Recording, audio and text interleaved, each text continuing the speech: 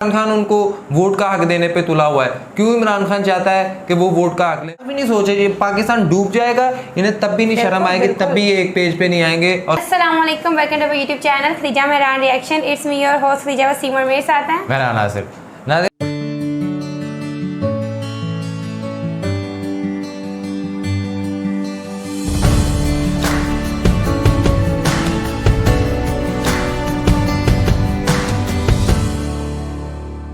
इमरान खान साहब की जानिब से ये कहा गया है कि पाकिस्तान के 3 टुकड़े होने जा रहे हैं। जो ख़ुद को पाकिस्तान का लीडर मानते हैं, पाकिस्तान की आवाम को कहते हैं कि हकीकी आज़ादी मार्च और इम्पोर्टेड हुकूमत नामंजूर और मैं इस मुल्क का, लेकिन उन्होंने कह दिया जी कि पाकिस्तान 3 टुकड़ों में जो है वो डिवाइड हो जाएगा।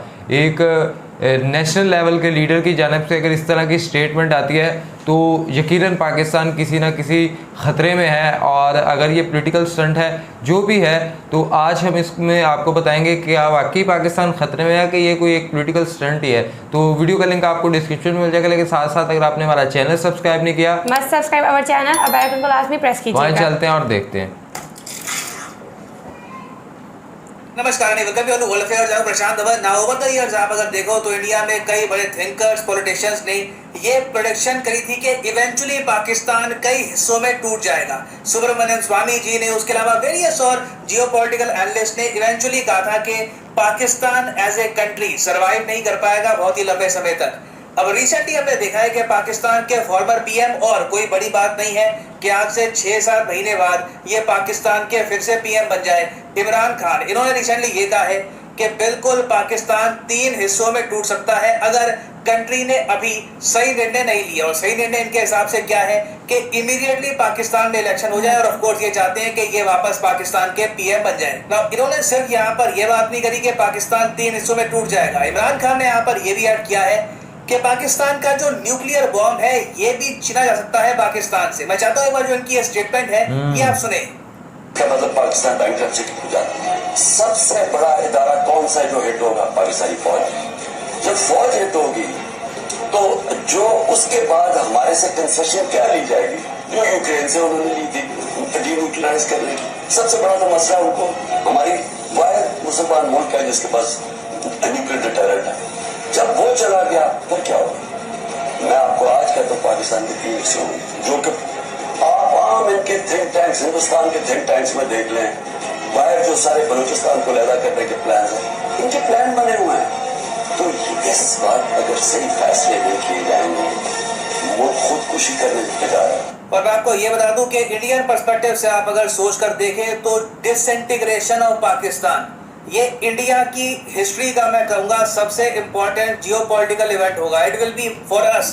ये 1971 वॉर से भी बड़ा होगा, ये यूएसएसआर के ब्रेकअप से भी बड़ा होगा, क्योंकि इसका बहुत ही मैसिव जियोपॉलिटिकल इम्पैक्ट आएगा इंडिया पर। क्योंकि अगर इन द फ्यूचर 3 नई कंट्रीज में पाकिस्तान टूटता है, वो 3 देश कैसे होंगे, किस तरीके से वो नए देश खुद को अलाइन करेंगे, इसका डायरेक्ट इम्पैक्ट आएगा इंडिया पे। और अगर यहाँ पे आप सोच रहे हैं कौन सा पाकिस्तान इमीडिएटली टूट रहा है, इमरान खान ये भी हो सकता है कि डेस्परेशन में ये बातें कर रहे हैं कि पाकिस्तान टूट जाएगा। तो मैं आपको ये बता दूं कि इमरान खान जो यहाँ पर कह रहे हैं ये ऐसा नहीं है कि बिल्कुल इम्पॉसिबल बात है। जो हालत पाकिस्तान की आज के समय हो रही है, जिस तरीके से इनको बजट्स में कट करने पड़ रहे हैं, कोई बड़ी बात नहीं है कि इन द फ्यूचर एक बार को पाकिस्तान डिसइंटीग्रेट हो जाए। मैं यहाँ पर ये नहीं कहूंगा कि पाकिस्तान के न्यूक्लियर वेपन्स छीने जाएंगे, बट डेफिनेटली पाकिस्तान एक स्टेबल फंक्शनिंग कंट्री रहेगा आने वाले कई सालों तक। इसकी पॉसिबिलिटी काफी लो है। तो डिस्कस करते हैं इस टॉपिक को, बहुत इंपॉर्टेंट है इंडियन पर्सपेक्टिव से। मगर आगे बढ़ने से पहले आपसे एक क्वेश्चन पूछूंगा। क्वेश्चन यहाँ पर यह है कि हाल ही में किस देश ने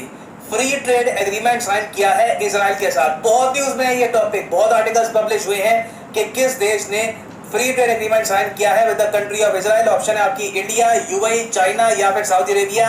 सब लोग कमेंट सेक्शन में आंसर करो। जो लोग सही आंसर करेंगे मैं कोशिश करूंगा कि उनकी कमेंट को हार्ट दे दूं ताकि बाकी लोग भी समझ पाएं कि सही आंसर क्या है। ना इमरान खान ने अपने रिसेंट इंटरव्यू में बहुत सी बातें बोली। उन्होंने पहली बात तो यहाँ पर ये ऐड करी कि पाकिस्तान की जो एक्चुअल प्रॉब्लम है ये इनकी एस्टैब्लिशमेंट है। और मुझे बड़ा, क्या बोलूं, क्या वर्ड यूज करूं यहाँ पे, बड़ा अजीब सा लगता है कि ये लोग खुल के आर्मी ISI नहीं बोलते। डर इतना है क्योंकि खुल के आर्मी ISI आपने अगर बोल दिया तो कानून ऐसे बने हुए हैं कि आपको जेल हो जाएगी। तो इनके यहाँ कोड वर्ड चलता है एस्टैब्लिशमेंट। जब भी ये लोग कहते हैं एस्टैब्लिशमेंट मतलब क्या आर्मी, तो इमरान खान ने ये कहा कि पाकिस्तान में जो एक्चुअल प्रॉब्लम है ये इनकी आर्मी ISI है। आर्मी ISI अगर सही निर्णय नहीं लेगी, बेसिकली इमरान खान ये चाहते हैं कि आर्मी ISI मिलकर जो करंट गवर्नमेंट अभी चल रही है पाकिस्तान में, जहां पर PM है शहबाज शरीफ, इनको रिमूव कर दें और फोर्सफुली इलेक्शन करवा दें पाकिस्तान में, जिसका ऑफ कोर्स पॉलिटिकल बेनिफिट मिलेगा इमरान खान को। और पाकिस्तान की एस्टैब्लिशमेंट को ये सब क्यों करना चाहिए, तो इमरान खान का यहाँ पर तर्क ये है कि देखो इंडिया में खुशियां मनाई जा रही थी जब इमरान खान को हटाया गया था एज पाकिस्तान प्राइम मिनिस्टर। इन्होंने खुद कहा है कि शहबाज शरीफ को इंडियंस देखते हैं एज एन इंडियन। इंडियंस को लगता नहीं है कि ये पाकिस्तान का PM है। इंडियंस चाहते हैं इनके हिसाब से, इमरान खान के हिसाब से, कि इमरान खान पावर में ना रहे, क्योंकि इनकी पॉलिसी इंडिया के अगेंस्ट, इजराइल के अगेंस्ट, US के अगेंस्ट, लिटरली इन्होंने 3 कंट्रीज का नाम लिया यहाँ पर, इंडिया, इजराइल, US, इन तीनों के अगेंस्ट बहुत ज्यादा सख्त थी, बहुत ज्यादा हार्ड थी। तो तीनों देश चाहते हैं कि इमरान खान पावर से बाहर रहे। मगर ये यहाँ पर कहते हैं कि अगर मैं पावर से बाहर रहा और जो सिचुएशन चल रही है, सिचुएशन आगे चली, तो पाकिस्तान बिल्कुल डिफॉल्ट की तरफ बढ़ रहा है। और एक बार पाकिस्तान ने डिफॉल्ट कर दिया तो उसके बाद कोई बड़ी बात नहीं है कि डिसइंटीग्रेशन हो सकती है पाकिस्तान की, और इवन पाकिस्तान की आर्मी भी उस डिसइंटीग्रेशन को नहीं बचा पाएगी। क्योंकि याद रखिएगा, आर्मी भी पैसे में चलती है। जब पैसों की कमी आई तो पाकिस्तान की जो मिलिट्री है, आर्मी है, ISI है, उसके अंदर भी आपको बंटवारे होते हुए दिखेंगे। और अगर यहाँ पे आप सोच रहे हैं क्या पाकिस्तान में जेन्युइनली ऐसी हालत है कि इतना पैसा इनके पास बचेगा नहीं कि इनके बहुत सारे प्रोविंसेस टूटना शुरू कर देंगे, तो इसका आंसर है हाँ, बिल्कुल। रिसेंटली हमने देखा है कई सालों के बाद पाकिस्तान ने मजबूरी में आकर पाकिस्तान ऑक्यूपाइड कश्मीर का जो बजट है ये कट करने का फैसला किया है। यहाँ पर आप देख पाओगे पाकिस्तान ने टोटल जो POK डेवलपमेंटल बजट है ये 2.5 बिलियन रुपीस कम कर दिया है, और जो इनका नॉर्मल बजट है ये 7 बिलियन रुपीस कम कर दिया है। और ऐसा नहीं है कि पाकिस्तान मजबूरी में आकर अब POK में कम पैसा लगा रहा है। POK का बजट वैसे इनका बहुत ज्यादा कम था।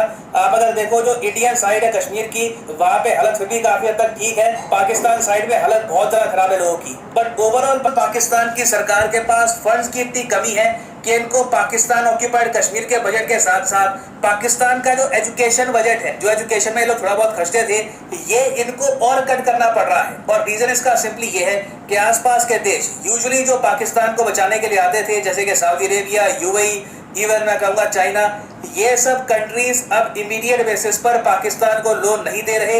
इन सब देशों ने ये कहा है आप सीधा बात करो इंटरनेशनल मॉनेटरी फंड से, और IMF ने बहुत ज्यादा सख्त शर्तें रखी है पाकिस्तान के सामने। ऑलमोस्ट आप कह लीजिए IMF एज ए डॉक्टर ये कह रहा है कि पाकिस्तान की इकोनॉमिक सर्जरी करनी पड़ेगी इनको, तभी ये कंट्री सर्वाइव कर पाएगा। इनके लोगों को, इनकी इंडस्ट्री को बहुत कष्ट सहना होगा आने वाले कुछ सालों तक, तभी इनके यहाँ सिचुएशन कंट्रोल में हो पाएगी। और जो ये कष्टों की मैं यहाँ पर बात कर रहा हूँ, यहाँ पर सिंपली इसका मीनिंग ये है कि इस्लामाबाद से बाकी पाकिस्तान में फंड्स नहीं जाने वाले। और देखो हिस्ट्री में हमने देखा है कि कंट्रीज का जो डिसइंटीग्रेशन होता है वो इसी वजह से होता है। आप अगर USSR को देखो, 1991 से पहले जो कंट्री था USSR, जहाँ पे आपको पता होगा ये सारे कंट्रीज मिलकर एक यूनियन फॉर्म करके बैठे थे।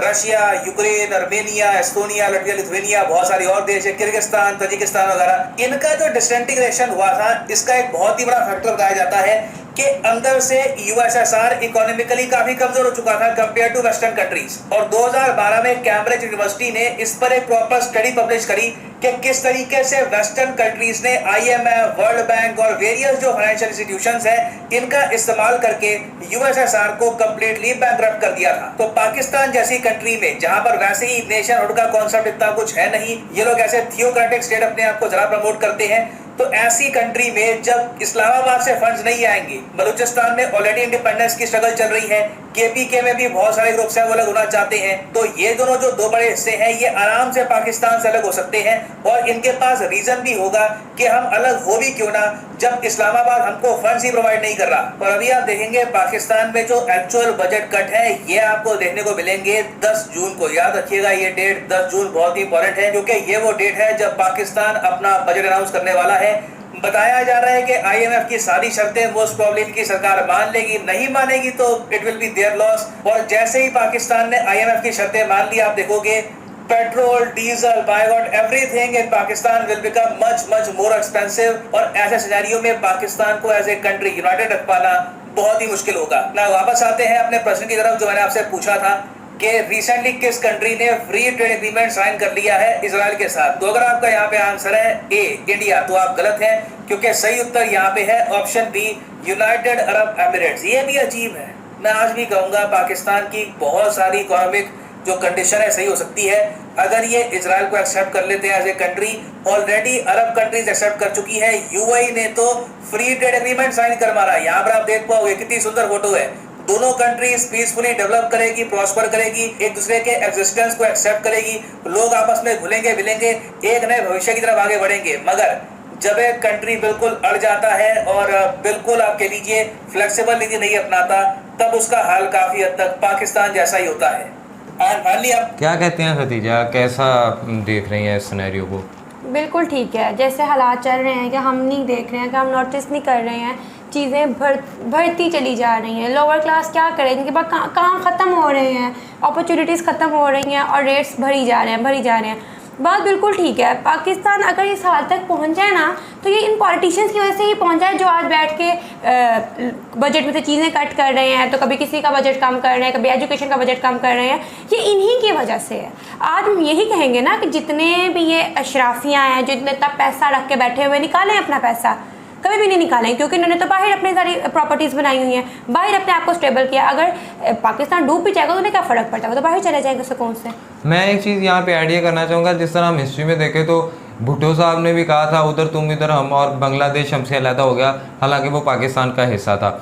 और अभी भी जो पॉलिटिक्स चल रही है, ऐसे में इन घटिया किस्म के सियासतदानों को ज़रा बराबर भी फ़र्क नहीं पड़ता कि पाकिस्तान के साथ क्या होने वाला है। उन्हें अभी भी अपनी कुर्सी चमकाने की पड़ी। और सबसे बड़ी वजह यह है कि पाकिस्तान का जो हमारे ओवरसीज़ पाकिस्तानी है, वो इतने ज़्यादा उनके वो फाइनेंस कर सकते हैं पाकिस्तान को, पाकिस्तान की स्टेबिलिटी के लिए। बट वो देखते हैं जब हुक्मरान इक़्तिदार में जो इंसान बैठा है उसके साथ क्यों इमरान खान उनको वोट का हक देने पे तुला हुआ है, क्यों इमरान खान चाहता है कि वो वोट का हक ले। इमरान खान के साथ उनकी मोहब्बत है, वो इमरान खान को सपोर्ट करता है। जिस दिन इमरान खान का तख्ता उल्टाया गया तो उस दिन पाकिस्तान की जो आप देख रहे हैं, उस दिन से डॉलर के क्यों जा रहा है वो, क्योंकि जो इन्वेस्टर थे, फॉरेन इन्वेस्टर थे, वो सारे निकलते जा रहे थे। उन्होंने कहा पाकिस्तान को, ये स्टेबिलिटी है इनकी।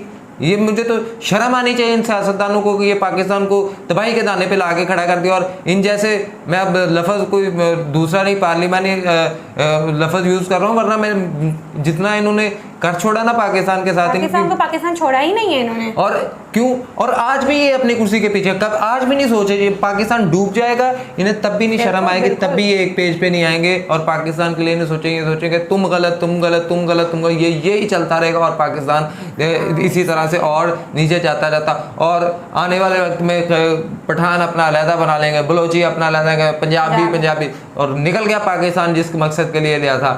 क्या था? हम सिंधी बलोची पठान नहीं है, हम पंजाबी नहीं, हम सिर्फ पाकिस्तान है। ये है पाकिस्तान की, ये है हकीकत, इनकी असलियत। क्या कह सकते हैं नाज़रीन, बस जितना अब इससे ज़्यादा हम और भी बहुत कुछ कहना चाहते हैं, लेकिन वो कह नहीं सकते और वीडियो की लंबाई भी कुछ ज़्यादा होने वाली है। तो हम इसी के साथ, और आप बताएं कि आप एज ए इंडियन या एज ए पाकिस्तानी अगर होकर सोचते हैं और क्या देखते हैं कि पाकिस्तान का फ्यूचर क्या होने वाला है और क्या वाकई पाकिस्तान टूट सकता है, तो इन सारी चीज़ों की राय जो है ना आपने हमें कमेंट बॉक्स के अंदर देना है। हमारी वीडियो को लाइक भी कीजिएगा, शेयर भी कीजिएगा, और अगर आपने मेरा चैनल सब्सक्राइब नहीं किया, सब्सक्राइब चैनल और बेल आइकन को लाजमी प्रेस कीजिएगा। साथ ही हमारी इंस्टाग्राम आईडी मेंशन है, हमें फॉलो कीजिए, सजेशंस दीजिए। तब तक के लिए अपने मेज़बानों को दीजिएगा इजाज़त। दुआ में याद रखें। अल्लाह।